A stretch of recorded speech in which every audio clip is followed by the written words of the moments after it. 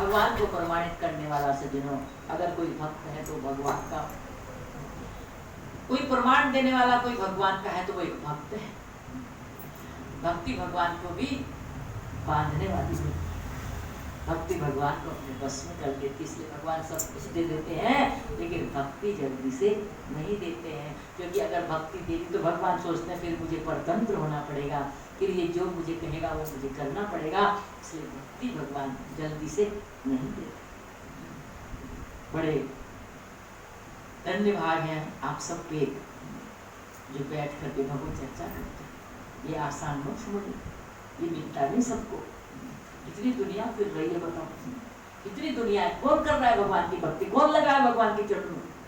जिसके कई कई जन्मों के पुण्य जागृत होते हैं सज्जनों, उसी का मन भगवान में रहता है।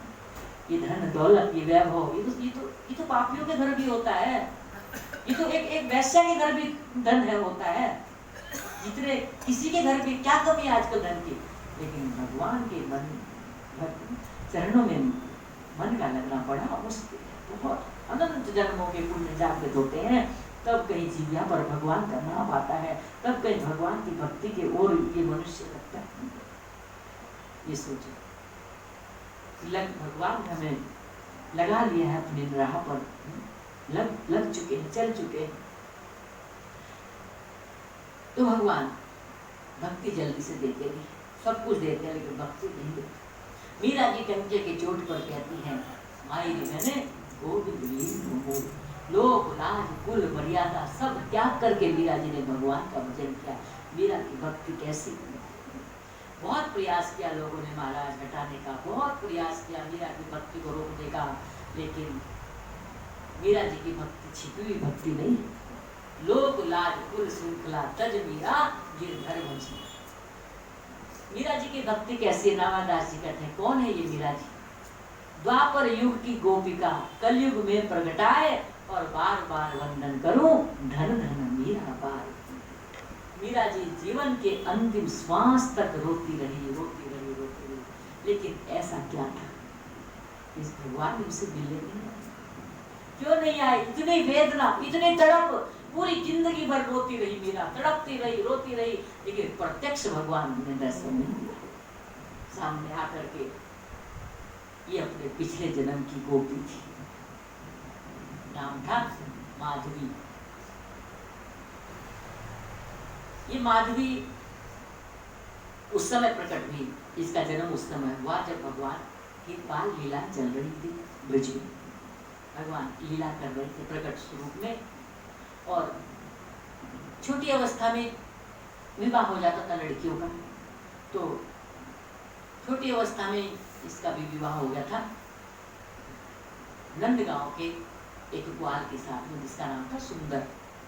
उसके साथ में माधवी का विवाह हो गया था। तो पिता की तो मृत्यु हो गई थी, माँ थी घर में, और माँ जो थी अपनी बेटी को नंदगांव के मुखिया के साथ में गांव वालों ने मिलकर के इसका विवाह कर दिया कि बाप तो है नहीं, तो कौन गरीब की बेटी का विवाह करेगा। तो गांव वालों ने सब ने मिलकर के इसका माधवी का विवाह नंदगांव के एक सुंदर नाम के गोप के साथ में विवाह कर दिया।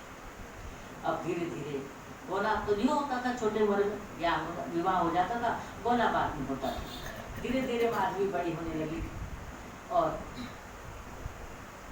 जब बड़ी हुई तो उस समय श्याम सुंदर की लीलाएं चल रही थी।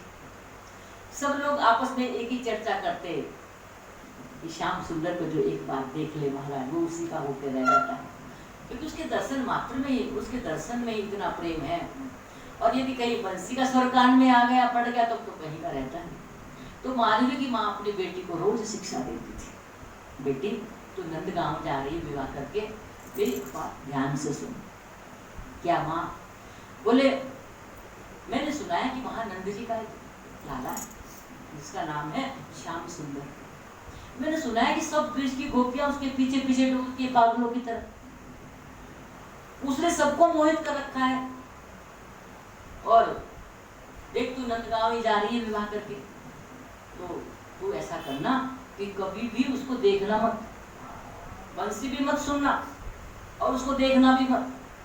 रोज ये शिक्षा देती, बोले उससे क्या होगा? अरे तेरा पतिव्रत धर्म भ्रष्ट हो जाए, भ्रष्ट हो जाएगा, तो कहीं की नहीं रहेगी।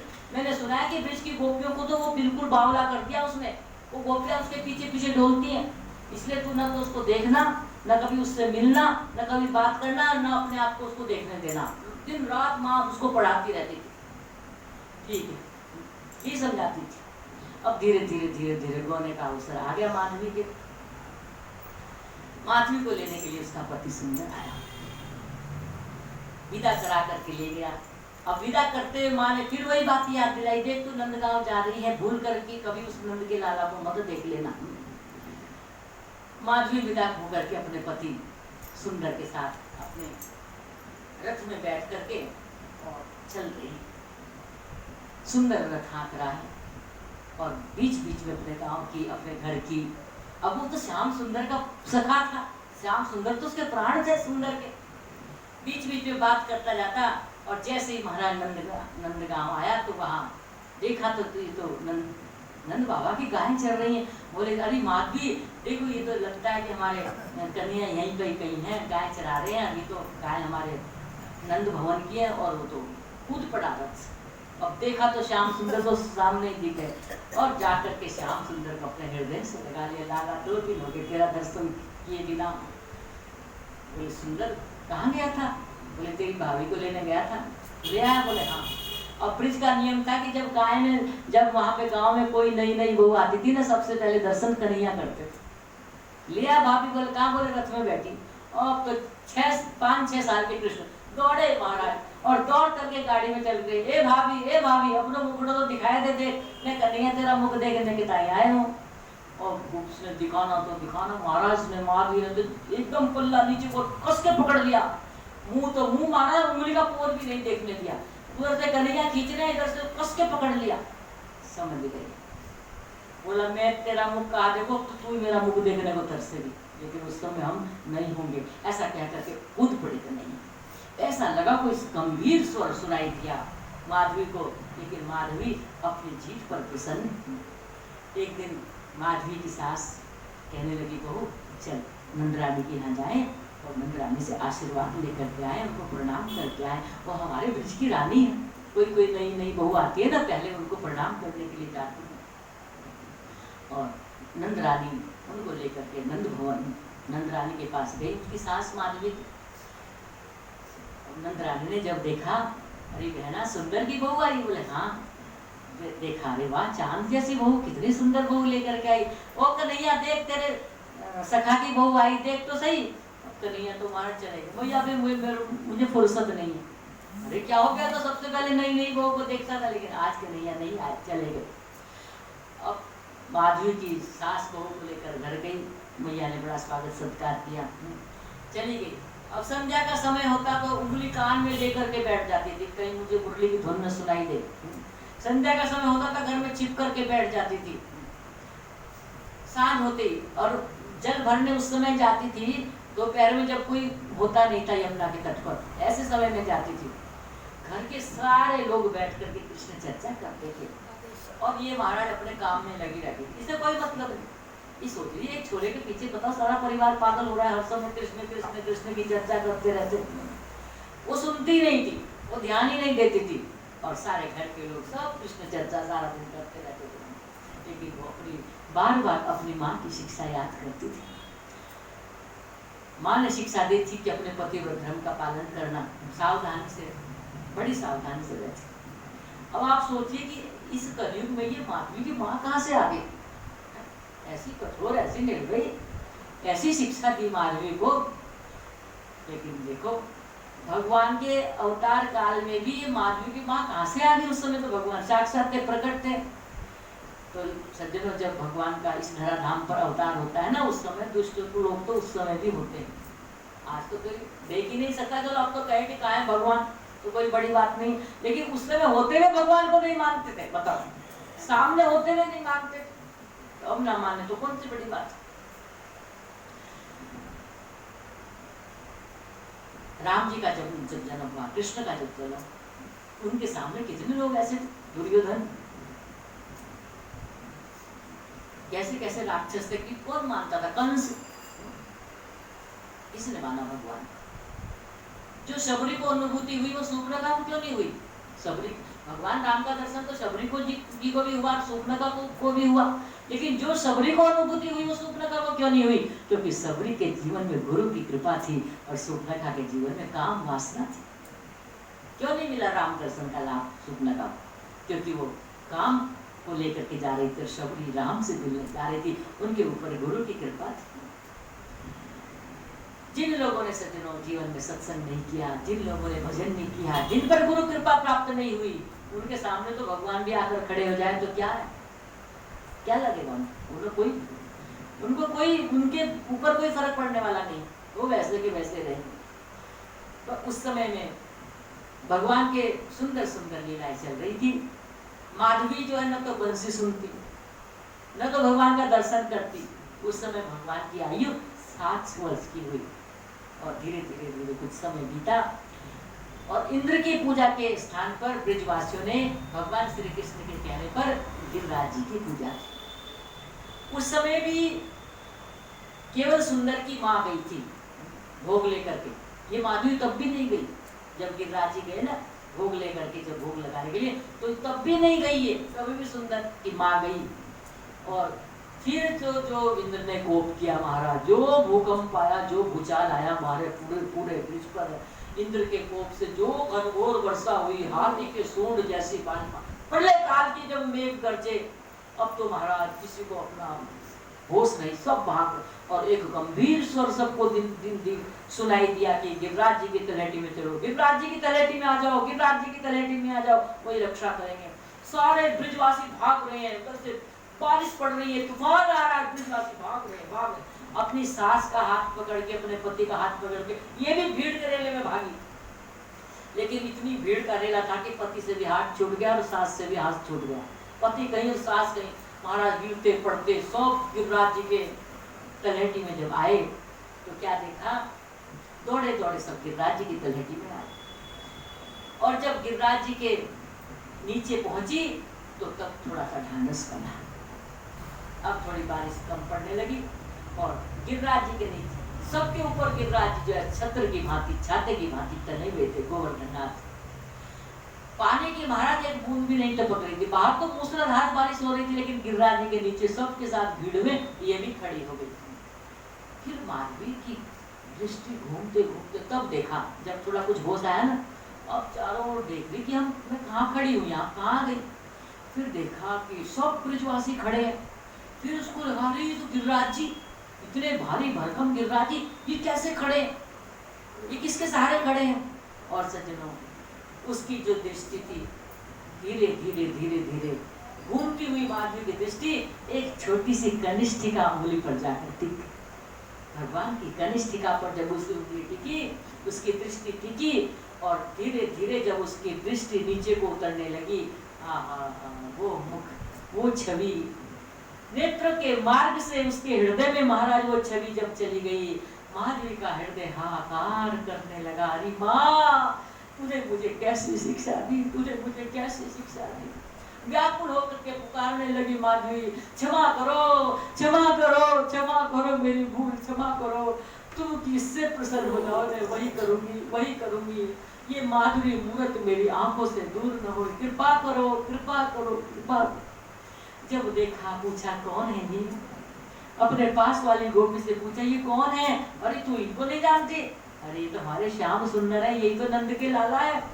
तब उसको लगा, अरे माँ, तेने मुझे कैसी शिक्षा दी थी, इतने दिन से मैं यहाँ रही और इनके दर्शन से मैं वंचित रही। ये मेरा मुख देखने को स्वयं मेरे पास आए और मैंने अपना मुख नहीं देखा। अब तो माधुरी गिर पड़ी, महाराज तड़पने लगी मछली की भांति। क्षमा करो प्रभु, क्षमा करो, मुझसे बहुत बड़ी भूल हो गई, बहुत बड़ी भूल हो गई, बहुत बड़ी भूल हो गई, मेरा अपराध, क्षमा करो। गिर पड़ी। मीठी वाणी उसके कानों में गूंजी, तुम अपनी भूल मान गई हो, दर्शन तो तुम्हें नित्य होंगे, लेकिन लीला में तुम्हें प्रवेश नहीं मिलेगा। दर्शन होंगे कलिकाल में जन्म लेकर के भक्ति पथ का अनुसरण करने पर, तब तुम मुझसे पुनः दोबारा मिलोगी। माधवी तो महाराज अचेत होकर के, मूर्छित होकर के गिर पड़ी। अब तो क्या था, भगवान ने 7 दिन और 7 रात्रि तक उस गोवर्धन पर्वत को उठा करके रखा। देखती रही माधवी, देखती रही। भगवान किशोर जी के गुरु मुख करे खड़े रहे, देखते रहे। सब ब्रजवासी खड़े हैं, मैया खड़ी है। माधवी के हृदय में बड़ी उथल पुथल हो रही, बड़ी बेचैनी हो रही। मेरे कैसे दुर्भाग्य, इस ब्रज में रहकर मैं भगवान श्री कृष्ण से इतनी दूर रही, मैंने उनको नहीं पाया। अब मेरा क्या होगा, अब मैं कहाँ जाऊं? जब 7वें दिन भगवान ने इंद्र का मान भंग किया और भगवान ने कहा, सब ब्रजवासियों को कहा कि निकल जाओ, अब मैं गिरिराज नीचे रखूंगा, सब अपने अपने घर जाओ। सब चले गए। धीरे धीरे करके सब गायें चली, बछड़े चले, ब्रजवासी चले, ग्वाल बाल चले, घोड़े चले, लेकिन माधवी वही खड़ी, वो वहीं खड़ी। मैं कह रहा हूँ भाई सब चले जाओ, कोई नहीं रहना, मैं नीचे रखने वाला हूँ। वो फिर भी नहीं सुन रही। भगवान ने जोर से कहा, मैं तुमसे ही कह रहा हूँ, बाहर निकलो। क्योंकि उसका मन अब अपने बस में नहीं रहा। उसके मन में बार बार ये हो रहा था कि तूने क्या कर दिया, तूने क्या किया। निकल करके बाहर आई। भगवान ने गोवर्धन पर्वत नीचे रखा। अब तो महाराज नित्य प्रति माधवी मुरली का स्वर कान में पढ़ती अपने छत पर अटारी पर चढ़ जाती। कृष्ण लीलाओं को सुन सुन करके अकेले में बैठ करके रोती रहती, अकेले में आंसू बहाती रहती। कभी गोपियों के साथ में जाती, परंतु कभी उसकी मटकी को कभी नहीं फोड़ा, कभी भगवान ने उसकी तरफ देखा भी नहीं, कभी उसको चिढ़ाया नहीं, कभी ठीक से उसकी ओर देखा नहीं। माधवी दिन रात तड़पती रहती थी, दिन रात रोती रहती थी। सास कहती, बहू तू आजकल खाती पीती नहीं, कमजोर होती जा रही है, कहीं ऐसा तो नहीं तुझे पीहर की याद आती हो? जाके उसने अपनी माँ से मिलिया, होया अपने घर होया। कहा, नहीं सासू माँ मैं ठीक हूँ, मुझे कुछ नहीं, मैं नहीं जाना चाहती कहीं, आप चिंता न करें, मैं ठीक हूँ। उसका पति सुंदर जो उसके प्राणों से प्यारा था, उसके जीवन का आधार था महाराज, घर के काम करके और फिर उसके चरण दबाने बैठ जाती थी और कुछ न कुछ कृष्ण की चर्चा शुरू करती थी। ब्रजवासी तो महाराज सब घर घर में कृष्ण चर्चा, ब्रजवासी तो कृष्ण का गुणगान करने के लिए महाराज, कृष्ण का गुणगान गाने के लिए व्यसनी थे। वो तो व्यसन में रहते थे, वो तो व्यसनी थे। चर्चा आरंभ होती कृष्ण की, कब रात्रि बीत जाती पता नहीं चलता, पूरी पूरी रात कृष्ण चर्चा सुनती रहती थी। धीरे धीरे धीरे धीरे दिन बीतने लगे और एक दिन ऐसा वज्रपात हुआ कि अक्रूर भगवान श्री कृष्ण को लेकर के मथुरा चले गए। माधवी तो महाराज मूर्छित होकर के गिर पड़ी, एक शिलाखंड पर पड़ी। वो तो महाराज उसे होश नहीं है अपना, उसके नेत्रों से आज आंसुओं की झड़ी बह रही, इतना रो रही है। उसी समय चंपकलता नामक एक सखी उठा करके माधवी को सचेत किया, कहने लगी, बहन तुम इतनी विह्वल हो रही हो, इतना धीरज खो रही हो, इतने रोने से कैसे काम चलेगा? तुम अकेली तो नहीं हो, जो सबने खोया वो तुमने भी खोया। माधवी ने कहा, नहीं नहीं, दूसरी गोपियों से मेरी क्या समझा तुमसे, तुम सब तो बड़े भाग्यशाली हो। अरे तुमने तो कुछ पाकर खोया, मैंने तो बिना पाए सब कुछ खो दिया, मैंने बिना पाए खो दिया। माधवी के नेत्रों से आंसुओं की झड़ी महाराज रुकने का नाम नहीं ले रही है। इतने कंठ से उसके आर्तनाद निकल रहा है माधवी के। चंपकलता से देखा नहीं कहा, कहने लगी, बहन मेरा बहुत बड़ा दुर्भाग्य है, मैं बड़ी दुर्भाग्यहीन हूँ। तुम सबके दिन तो आशा के सहारे कट जाएंगे, पर मैं तो निराशा के अंधकार गहन में, अंधकार के निरंतर अंधकार में मैं तो गिरती जा रही हूँ। न जाने कलिकाल कितनी दूर है, न जाने कलियुग कब आएगा, न जाने मुझे कहाँ जाना पड़ेगा, किसके सहारे मैं जीऊंगी, अंधेरी गलियों में कहाँ कहाँ मैं कलियुग में भटकूंगी। माधवी ने माधवी को चंपक लता ने अपने गोद में उसका सिर रख लिया। कहा बहन इतनी अधीर तो मत हो। फूट फूट करके रोने लगी माधवी। कुछ देर बैठी रही चंपक लता और फिर कहा सुन माधवी, कलिकाल चाहे कितनी भी दूर हो, तुम चाहे तुझे जहां जाना पड़े तू चिंता मत कर, मैं तेरे साथ जाऊंगी, मैं तेरे साथ रहूंगी, तू चिंता मत कर, अब रोना मत कर। और चंपक लता माधवी को लेकर श्री जी के पास गई, किशोरी जी के पास गई। जब देखा उसकी गृह अवस्था, श्री जी ने कहा माधवी श्याम सुंदर बड़े दयालु, वो बहुत दयालु है, जब तक वो सब ठीक हो जाए ठीक करेंगे, तुम चिंता मत करो। सज्जनों, भगवान तो मथुरा चले गए, समय बीतता चला गया और कहते हैं कि 100 साल बीत गए भगवान को दिन छोड़े हुए। एक बार खगरास सूर्य ग्रहण पड़ा, सब ब्रजवासी, सब पांडव लोग और भगवान कुरुक्षेत्र आए। द्वारिकाधीश सब द्वारिका वासियों को लेकर के भगवान की सब पटरानियां कुरुक्षेत्र आए। खगरास सूर्य ग्रहण पड़ा हो, ये जो सूर्य ग्रहण पड़ा था ना, ऐसा ही पड़ा था, बिल्कुल यही सूर्य ग्रहण था, ये सब बने हुए थे बानर। वो सूर्य ग्रहण पड़ा तो कहा भाई बहुत भयंकर सूर्य ग्रहण है, चलो कुरुक्षेत्र में चले। वहां जाकर के सब डेरा तंबू सबके गड़ गए चारों ओर। ब्रजवासियों को जब पता चला हमारा कन्हैया आ रहा है, ब्रजवासी भी चले। बाल बाल अब तो महाराज सब बूढ़े हो गए थे, कितनी बड़ी हो गई होगी मैया यशोदा। मैया यशोदा को जब पता चली कि मेरे लाला आए हुए, नंद जी से कहने लगी पता नहीं वो हमें पहचानेगा कि नहीं पहचानेगा। नंद जी ने कहा यशोदा ऐसा मत कह, वो तो हर समय कहता है मैया मोहे ब्रज उद्धव मोहे ब्रज बिसरत नाही, वो नहीं भूलेगा। तो चलो मैया यशोदा लाठी टेकते टेकते नंद बाबा, वाल वाल सब ब्रज गोपिकाएं और श्री जी राधे रानी जी चली आई। इधर से भगवान द्वारिकाधीश आए, सब चारों ओर डेरा तंबू लग गए, अलग अलग पांडवों के शिविर है, अलग ब्रजवासियों के शिविर है। जब मैया को पता चला मेरा लाला आया दोपहर में, तपती धूप में मैया लाठी टेकती टेकती मेरो लाला कहाँ है, मेरो कन्हैया, मेरो कन्हैया, मेरो कन्हैया कहते कहते चल पड़ी। किसी ने देखा, पूछा कौन? बोले भैया यहाँ मेरो लाला कन्हैया कहाँ है। किसी ने कहा कौन कन्हैया, कौन कन्हैया? ये नाम तो नंद बाबा लेते थे, तो कृष्ण का पुत्र था। कहा हम नंद यशोदा है, नंद यशोदा है। जब कृष्ण को पता चली, आकर के मैया के चरणों में गिर पड़े। कौन बोल सकता है क्या हाल हुई उस समय। कृष्ण के सिर पर हाथ घुमाने लगी यशोदा मैया, कहने लगी लाला बस अब मेरा प्राणांत हो जाए, बस अब और नहीं जीना, आज तेरा मुख दर्शन करने के लिए मैं जी रही थी।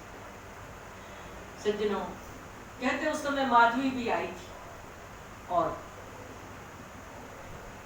रुक्मणी जी ने राधे रानी का दर्शन किया, समस्त रानियों ने दर्शन किया और किशोरी जी को अपने शिविर में लेकर के गए।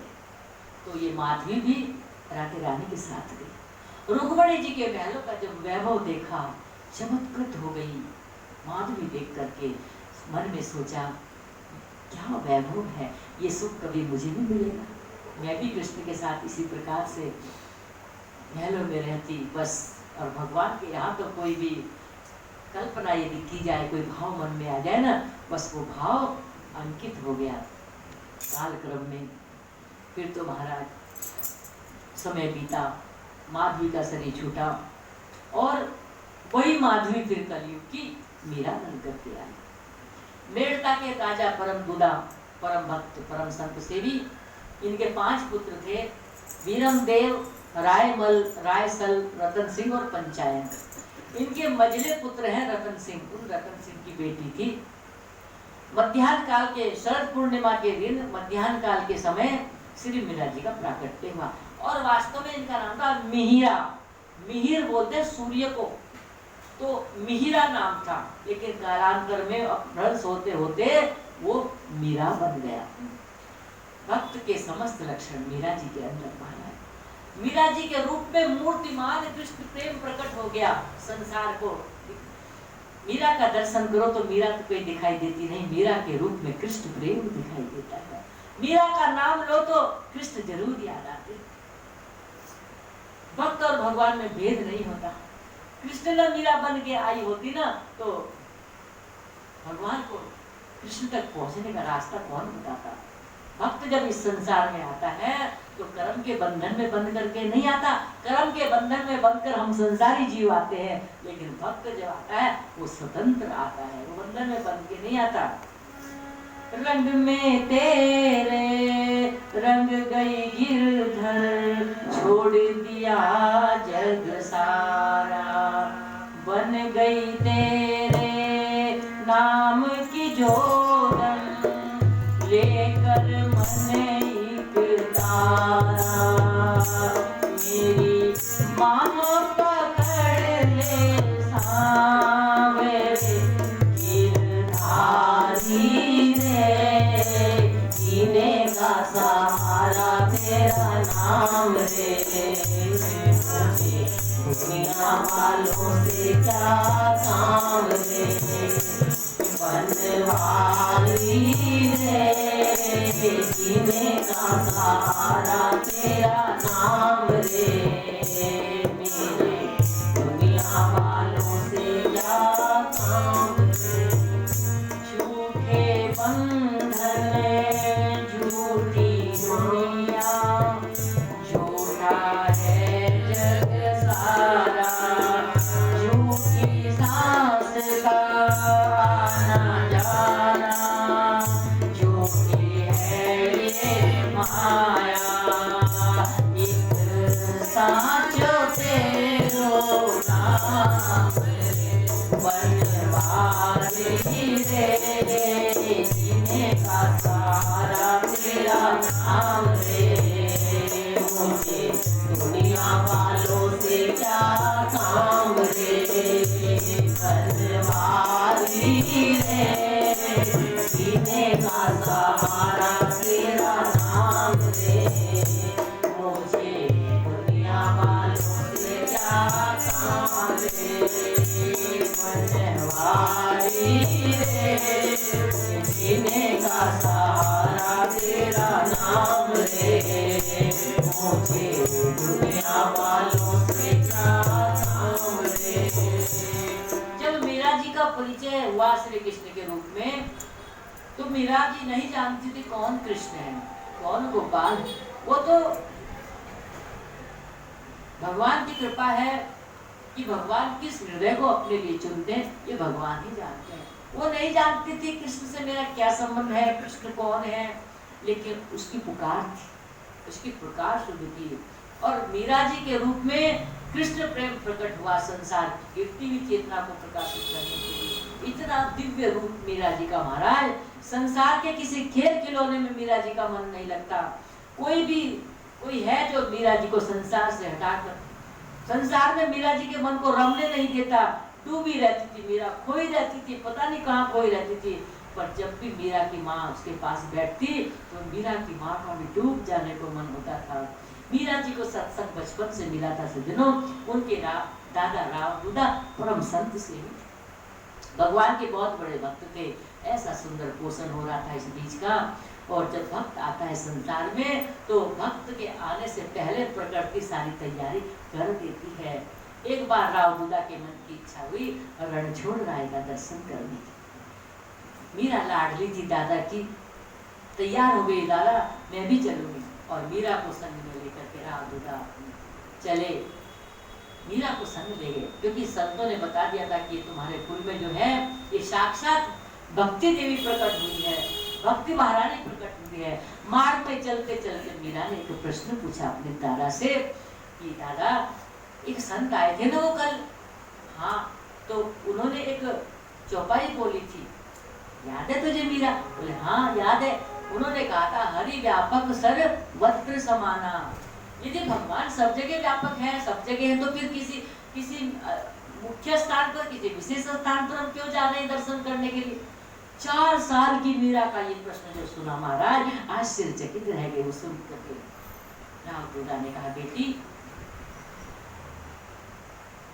तीर्थ वो स्थान होता है जहाँ किसी भक्त की भक्ति से प्रसन्न होकर के भगवान प्रकट हो जाते हैं, वो स्थान तीर्थ बन जाता है, वो स्थान तीर्थ बन जाता है।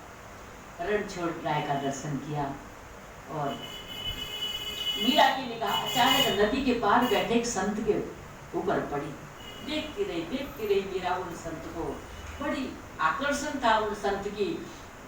योगी थे वो कोई महाराज, बहुत देर तक प्रतीक्षा करती रही कि कब संत उठे, कब इनको प्रणाम करूं, कब अपनी साधना से उठे। बहुत देर के पश्चात जब उन संत ने आंखें खोली तो देखा कि एक नन्ही सी बालिका, एक छोटी सी बालिका, लेकिन बड़ी तेजस्वी है। और योगी के मन को भी महाराज उस बालिका ने अपनी ओर खींचा। निश्चित रूप से महाराज कोई ये तपस्विनी है। कहा, बेटी अपना परिचय दो, कौन हो तुम? 4 साल की मीरा क्या परिचय देती है? मेड़ता के राव दूधा के मझिले पुत्र की कन्या होने का सौभाग्य मुझे प्राप्त हुआ। ये उत्तर सुन करके उन संत ने सोचा, ये कोई साधारण कन्या नहीं, ये कोई साधारण लड़की नहीं। 2-4 प्रश्न करने के पश्चात उन्होंने जान लिया कि कन्या कौन। इतने में तो ढूंढते ढूंढते राव दूधा जी आ पहुंचे। राव दूधा जी ने संत को प्रणाम किया। उन संत ने कहा कि मैं आपकी इस कन्या को योग की शिक्षा देना चाहता हूँ। देखो, गुरु ढूंढना नहीं पड़ता है, अगर हमारे अंदर प्रेम है, भाव है, तो प्रतीक्षा करो, घर बैठे गुरु तुमको प्राप्त हो जाएगा। मन में भाव होना चाहिए, श्रद्धा होनी चाहिए। राव दूधा बड़े प्रसन्न कहने लगे, ये तुम्हारे घर में साक्षात भक्ति की गंगा आई महाराज, ये तो बिना प्रयास के भगवान ने तुम्हें गंगा भेजती भक्ति की तुम्हारे घर में। संत ने कहा, देखो अभी तो मैं यात्रा करने जा रहा हूँ, जब लौट करके आऊंगा तो तुम्हारी इस बेटी को मैं योग की शिक्षा प्रदान करूंगा। संत ने कहा, जहाँ तक मेरी दृष्टि जाती है, मैं देख रहा हूँ कि आपके घर में ये साक्षात भक्ति महारानी अवतरित होकर के आई। ये वो गंगा है, जहाँ जहाँ जाएगी महाराज वो स्थान कृष्णमय बना देगी, वो स्थान पवित्र कर देगी। राव दूधा को सुन करके बहुत प्रसन्न हुए और कहते, अनेकों जन्मों के पुण्य का उदय होता है जब किसी कुल में किसी भक्त बालक का जन्म होता है। अनेकों जन्मों का पुण्य उदय होता है।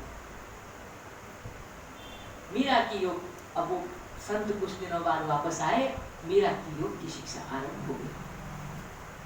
लेकिन आश्चर्यचकित थे वो संत, वो योगी, कि मैं इसको जितना बताता हूँ ये उससे आगे सीखती है। इतने आश्चर्यचकित थे। कहा, बेटी आंख बंद करने पर क्या दिखाई देता है? कहा, भगवान कोटि कोटि सूर्यों का प्रकाश मुझे आंख बंद करते ही दिखाई देता है।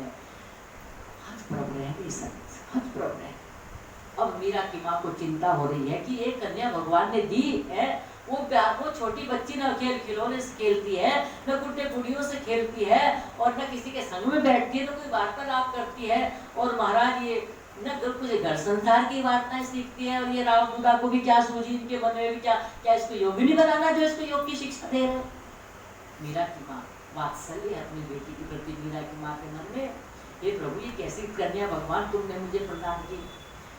मीरा की माँ का वात्सल्य मीरा जी के प्रति। मन में सोच रही, कल जब ससुराल जाएगी तो किस प्रकार घर का व्यवहार चलेगा, किस प्रकार करेगी। ये साधु संत बनाना क्या इसको, जो इसको योग की शिक्षा है राव दूधा दे रहे हैं। लेकिन राव दूधा के सामने कोई बोलता नहीं था। उनकी चलती थी घर में। वो संत, वो योगी जो शिक्षा देने के लिए आए थे, तो महाराज 4 दिन में उन्होंने उसको योग की शिक्षा प्राप्त कर ली। कहा, इतनी जल्दी? बोले, जो विद्या सीखने के लिए मैंने कठिन से कठिन प्रयास किया, वो विद्या तुम्हारी पुत्री ने 4 दिन में सीख ली महाराज। मुझे तो लगता है कोई महान आत्मा आई है, मुझे लगता है प्रभु ने मुझे निमित्त बनाया है। ऐसा सदगुरु कहते, ऐसा शिष्य अगर किसी गुरु को मिल जाए ना, कि मेरा कार्य आगे बढ़ा सके। उन्होंने दक्षिणा देनी चाहिए। राव दूधा ने कहा, ऐसी शिष्य पाकर के मैं धन्य धन्य हो गया महाराज, मुझे कुछ नहीं चाहिए। चले गए। कुछ दिन पश्चात वृंदावन से कोई और संत आए। संतों का आना जाना लगा रहता था, राव दूल्हा के यहाँ खुला रहता था राव दूल्हा का दरबार। और ये संत के ही दर्शन का प्रताप था कि राव दूल्हा के घर में ऐसा पुष्प खिला। मीरा जैसी कन्या उनके यहाँ पैदा हुई, क्योंकि हरि रीझे तो मुक्ति दे, लेकिन हरिजन हरि ही दे। भगवान के भक्त तो भगवान को ही दे देते हैं। और वृंदावन से वो संत पधारे, राव दूल्हा ने बड़ा सम्मान किया, संत का बुलाया, बैठाया, और बड़ा सुंदर वो उनकी वाणी से कीर्तन निकलता था। मीरा को खबर मिली कि कोई वृंदावन से कोई संत आए हैं, गोविंद राधे माधव के नाम का कीर्तन करते हुए। उनकी मस्ती निराली थी महाराज, दिन रात गुनगुनाते थे, गोविंद राधे माधवा गोपाल राधे माधवा, गोविंद राधे माधवा गोपाल राधे माधवा, गोविंद राधे माधवा गोपाल राधे माधवा, गोविंद राधे माधवा गोपाल राधे माधवा, गोविंद राधे माधवा गोपाल राधे माधवा, गोविंद राधे माधवा गोपाल राधे माधवा, गोविंद राधे माधवा गोपाल राधे माधवा, गोविंद राधे माधवा गोपाल राधे माधवा, गोविंद राधे माधवा गोपाल राधे माधवा, गोविंद राधे माधवा गोपाल राधे माधवा, गोविंद राधे माधवा गोपाल राधे माधवा, गोविंद राधे माधवा गोपाल राधे माधवा, गोविंद राधे माधवा गोपाल राधे माधवा, गोविंद राधे माधवा गोपाल राधे माधवा, गोविंद राधे माधवा गोपाल राधे माधवा। इतनी मीठी मीठी ध्वनि जब मीरा के कान में पड़ी तो जो दिशा आज तक अज्ञात थी अब थोड़ी थोड़ी ज्ञात होने लगी। बड़ा अद्भुत आकर्षण था इस स्वर में, ऐसा लग रहा था कोई जगा रहा है, कोई कह रहा है कि तुम मेरी हो, तुम मेरी हो। हाथ में एक छोटा सा तानपुरा था उन संत के, और प्रेम से उनका गुणगान कर रहे थे। वो बस गई वो मूर्ति मीरा जी के हृदय में। संध्या का समय था, अपने प्रभु को रिझा रहे थे वो संत। बड़ा आकर्षण था उन संत की वाणी में। मीरा बैठ गई, देखती रही देखती रही देखती रही उन संत को कीर्तन करते करते। और मीरा ने कहा, क्या आप मुझे भी ऐसा संगीत सिखाएं, मुझे भी सिखाएंगे ऐसा संगीत। सुन करके महाराज उनका भजन रुक गया।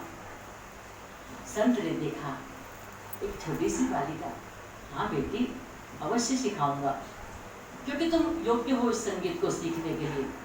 संगीत की शिक्षा मीरा जी की प्रारंभ हुई, सिखाने लगे वो संत। जागृत चेतना थी मीरा, जितना जितना संत सिखाते मीरा उससे ज्यादा सीखती थी। और देखते ही देखते महाराज कुछ ही दिनों में मीरा पारंगत हो गई गान विद्या, समस्त राग भी उसने सीख लिए।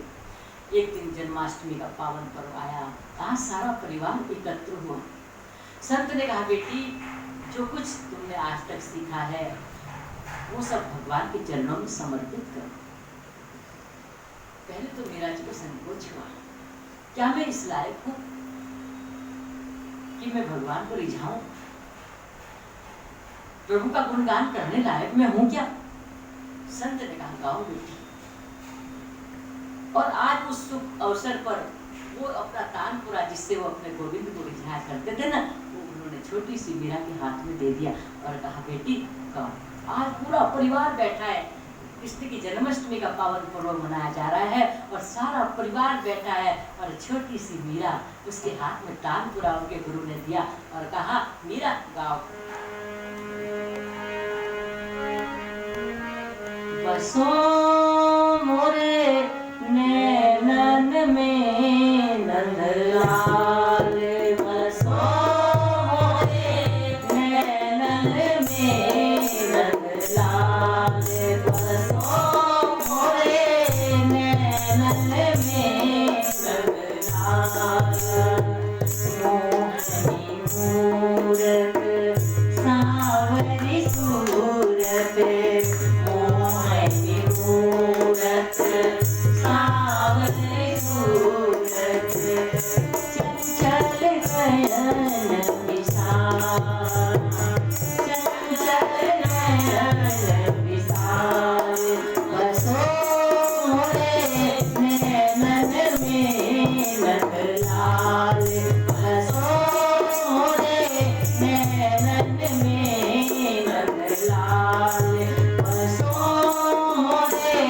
नैनन में नंदलाल मोरे मुकुट मकराकृत कुंडल मोरे मुकुट मकराकृत कुंडल मोरे मुकुट मकराकृत कुंडल वेग मिलो गोपाल वेग मिलो गोपाल बसो मोरे नैनन में नंदलाल बसो मोरे नैनन में नंदलाल मीरा के प्रभु कब रे मिलोगे मीरा के प्रभु कब रे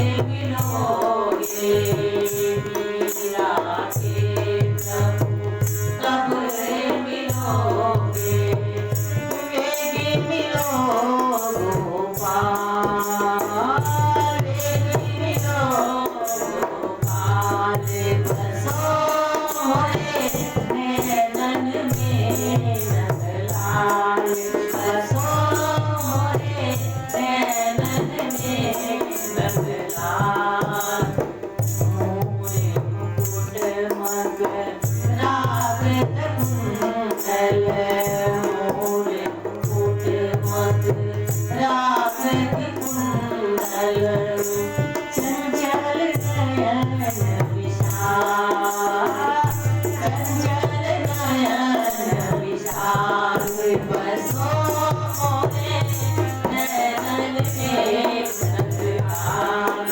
बसो मोरे नैनन में नंदलाल मीरा के प्रभु गिरधर नागर मीरा के प्रभु गिरधर नागर मीरा के प्रभु गिरधर नागर भगत बचल गोपाल भगत बचल गोपाल बसो मोरे नैनन में नंदलाल बसो मोरे नैनन में नंदलाल बसो मोरे नैनन में नंदलाल मोरे नैनन में नंदलाल।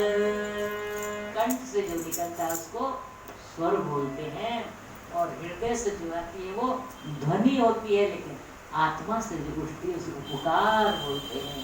वो मीरा की पुकार जो थी महाराज, संत ने जो आज तक उनको दिया था प्रसाद, वो महाराज आज मीरा ने सबके सामने उसको सुन करके महाराज ऐसी प्रत्येक चेतना उस रस सिंधु में डूब गई महाराज, डूब गई। एक हतप्रभ रह गए सब सुन करके। इतनी छोटी अवस्था में इतना सुंदर कृष्ण भजन। राव दुर्गा ने मीरा को अपने पास बुलाया, अपनी गोद में बिठाया, मन में सोच रहे हैं ऐसी दिव्य आत्मा मेरे कुल में आई है, कितना भाग्यशाली हूँ मैं कि मेरे कुल में ऐसी भक्त आई है। राव दुर्गा जानते हैं भक्ति की महिमा, कितने कितने जन्मों का पुण्य उदय होता है तब किसी भक्त बालक का जन्म घर में होता है। आज महाराज उनके हृदय का आनंद प्रकट नहीं होता, भूल गए कि मेरे पुत्र की पुत्री है। ज्ञान की कोई आयु नहीं। पहले कोई संत आए, योगी आए, उन्होंने योग की शिक्षा दी, आसन सिखाया। आसन मतलब थोड़ा भगवान के पास में बैठो, उनके पास बैठो, थोड़ा वार्तालाप करो। अब एक संत आए और उन्होंने मीरा को भगवान के लिए पुकारना सिखाया। उन्होंने पुकारना सिखाया, कहा बेटी ये स्वर परमात्मा ने दिया है ना, उसी लिए दिया है, उसको पुकारते रहो, उसको पुकारते रहो।